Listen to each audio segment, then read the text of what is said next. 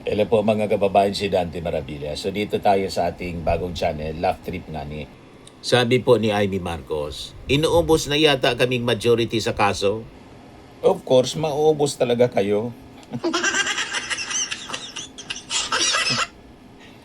Di ba?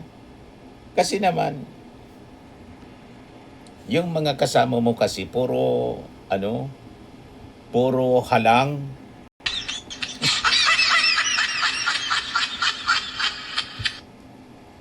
Puro halang anya, Mr. Maravillas. Ano yung halang?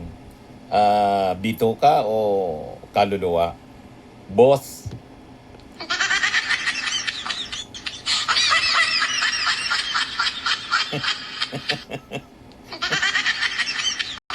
Puro halang. Anong asahan mo? Diba? Yun ang mga kasama mo. Majority. Naharap sa kasong pandarambong.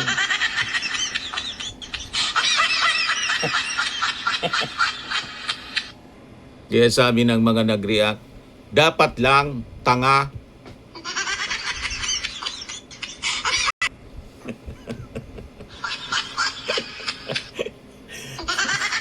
O diba? Mga kababayan, sinupalpal ng mga netizens. Sabi pa ng isa, bote nga yan para mabawasan ang mga magna sa Senado.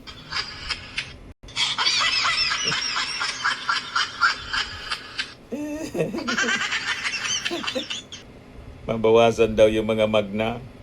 O ngayon, si Robin Padilla na tumulong sa pagpuga ni pagtakas ni Bato de la Rosa. Ito yung latest update mula sa GMA. CIDG files obstruction of justice complaint against Senator Robin Padilla at 5 iba pa. So malapit na sila mag-reunion mga kababayan with Bong Revilla, si Jingo Estrada, pinaila na ng kasong plunder kanina ng ombudsman. Tapos siya, obstruction of justice. So matutupad na yung kanilang gustong mangyari na work from jail.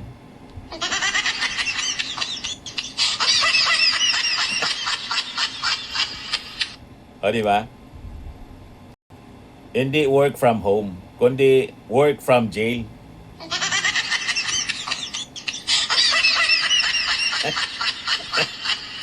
Ayan yung mga kasama niya sa majority, mga kababayan.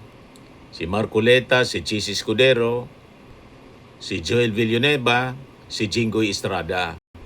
Makakasama niya dito sa lokal na kulungan. May kasong plunder. Diba? Yung isa, mga kababayan, si Bato, madideliver po yon pag nahuli. At least may kasama na si Digong sa dahig. Diba? So, natupad na yung kanilang mga pangarap na maalagaan makasama si Digong. Ganun eh. So, ito na yung mga magwo-work from jail. In fairness po, bagay sa kanila yung yung kanilang uniform. Di ba po? Bagay anya Mr. Maravillas. Kaysa doon sila sa Senado, mas bagay anya sila sa Bilibid.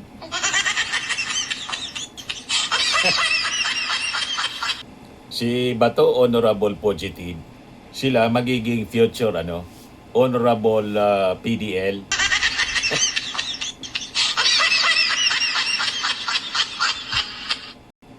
Ano anya Mr. Maravillas yung PDL? Yun na yung bagong tawag sa prisoner. Yung PDL, persons deprived of liberty.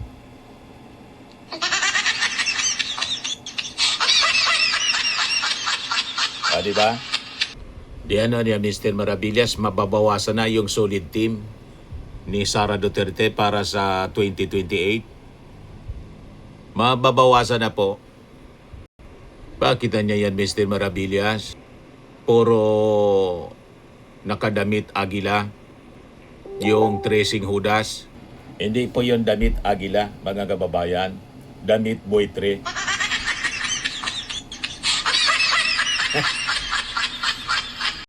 Yan o. Post ito mga kababayan ni Boss Kaalaman. Sabi na rito, ang tracing Judas ng Senado at kasama din yung di marunong mag-laptop. Ayan o, si Sara. Gustong magpresidente pero hindi nga marunong mag-laptop.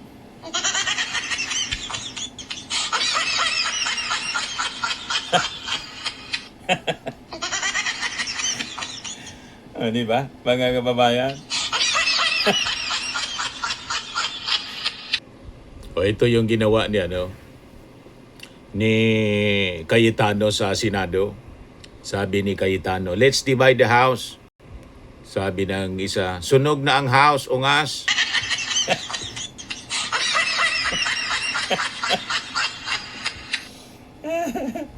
Gusto pang i-divide yung house, sunog na yung house. Ano pa yung i-divide mong sunog na?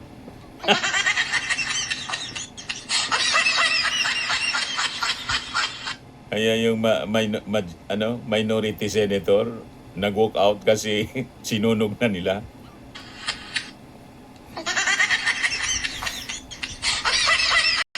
Sa kaka-protect nila kay Sara.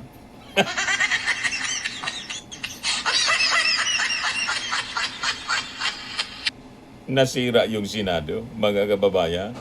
Sinunog ni Cayetano.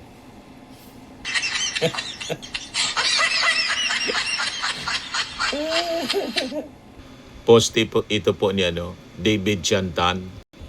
Kaya sabi ng netizens na si Evangeline Pinlac Arafiles, abandon the house, it's full of bad 13 spirits. Pinamamahayanaan niya ng 13 mga masasamang espiritu.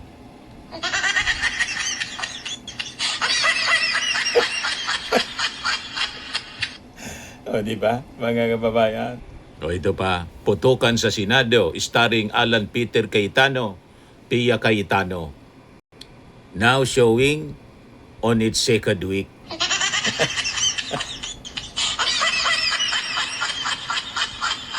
Puro palabas, mga kababayan, ang ginagawa sa Senado ngayon. Nasa second week na po.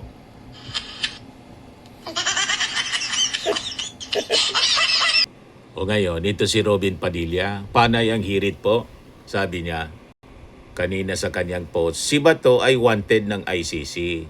Hindi niya gusto na hindi siya pumapasok. Yun naman pala, di pumasok na siya sa Monday, sa sesyon, para ma-save na ni Matibag at saka ni Trillanes yung ICC warrant.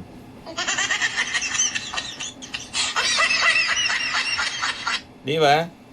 Sa katunayan po, iniintay din siya ng Senado. Bakit? Sino ba ang may gusto na mag-absent siya?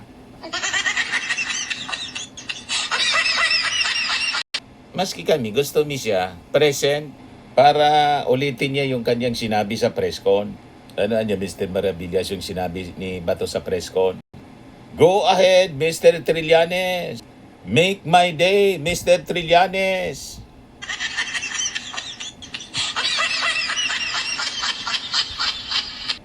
Gusto namin ulit marinig yung sinabi niya sa press con. Kahit sumama ka pa sa pagpusas, ngal-ngal ka ng ngal-ngal, make my day, Mr. Trillanes, go ahead.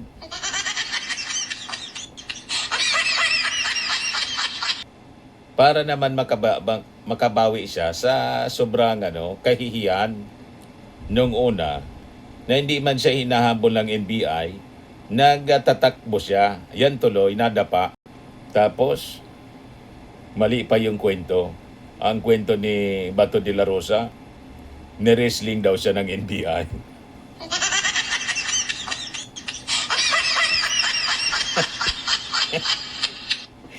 Diba? Mga kababayan, yun pala, siya man lang yung nadapa dahil naintakutan siya sa dalawang babaeng NBI.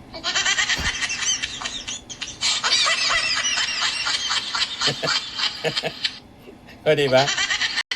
Pero di bale, importante doon na iboto niya si Alan Peter Cayetano bilang Senate President.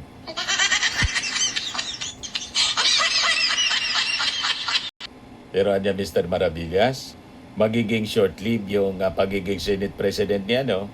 Ni Alan Peter Cayetano kasi maubos na yung mga members niya sa majority block.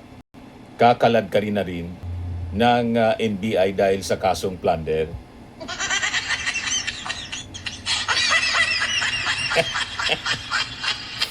O, di ba? Excited na po si Matibag, oh. May magiging papel, sir, yung May warrant na ba? Hintayin natin yung warrant. Pag lumabas yung warrant, we'll proceed from there.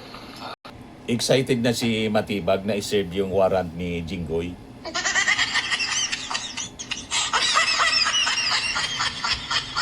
Sabi sa media, mayroon na bang anyang warrant? Hintayin na niya natin na lumabas yung warrant. I-serve natin. Tingnan natin. Di ba? O, ito si Harry Roque. May bagong post, mga kababayan. Naka-t-shirt pang I stand with the PRRD. Yan lang, sabi po niya. Pagala-gala lang, naglalakad po. May plaster sa tuhod, oh. Bakit na niya yun, Mr. Maravillas, may plaster sa tuhod? Baka po nadapa sa kakagala.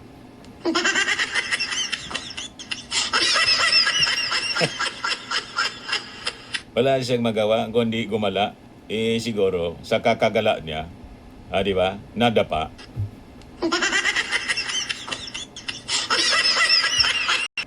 Naging pusang gala. Pusakal. Yan ang ibig sabihin ng pusakal. Pusang gala.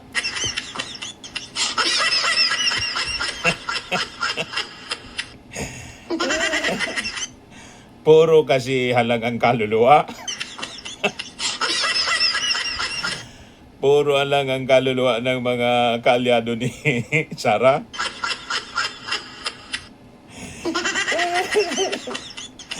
Puro ngayon pinaghanap ng batas. Di ba? O, ito si Amy. Sabi ni Amy, nakaka-offend din na kinakailangan daw akong ipasok sa mental institution. Di naman siguro po nakaka-offend ang ganong statement.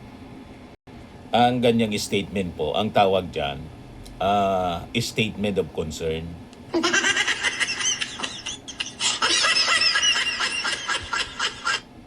Ayaw lang ng mga nagmamahal sa'yo na lumala.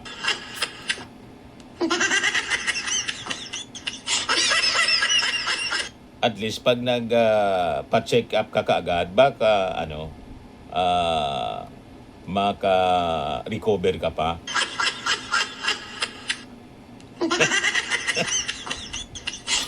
Di ba? Huwag mong masamain ang ganyan mga statement. Huwag kang ma-offend. Ang mga ganyan statement is statement of concern. Nagmamalasakit lang.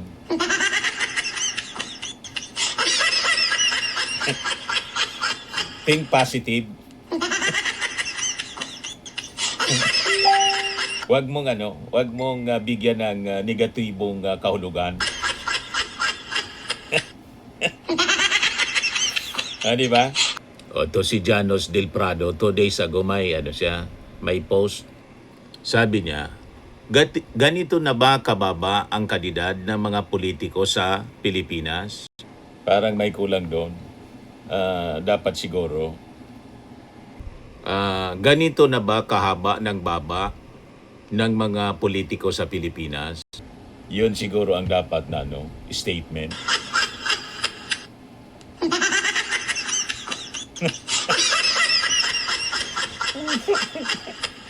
Di ba?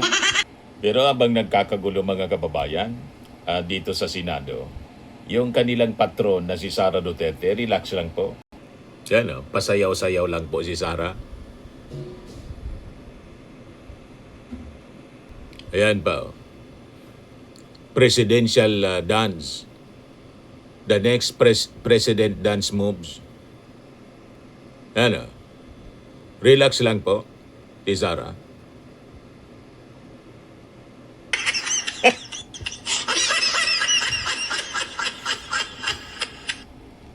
Hawak niya ang beat. O, di ba? Mga kababayan, relax. Anyway, yun man lang po mga kababayan, yung ating laugh trip ngayon. Kung kayo po ay napasaya ng ating bagong channel, click subscribe po ninyo. Laugh trip nga ni. Bukas naman po. Bye-bye. God bless.